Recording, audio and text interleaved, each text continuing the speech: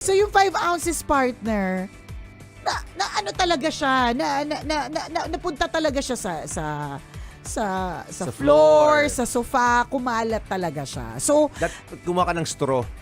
Tapos, alam mo, silipat mo sa bote. gusto din. ko sana, kaya lang, hindi naman ako kasalit sa minute to win it. Tsaka madaling araw yon. Nung mga time na yon, parang hindi pa uso yung paggawa ng content, ganyan. So, hindi ko na, wala na. Kundi, iniyakan ko talaga. Talaga, para sa akin, napakahirap talaga ng sitwasyon na yon. Ang hirap. Pero nung gagawin ko, di ba, alangan naman forever ako dun sa sitwasyon na yan.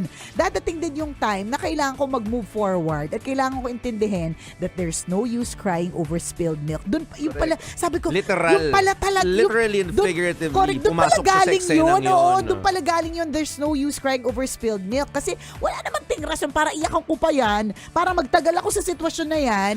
Eh, natapon na eh.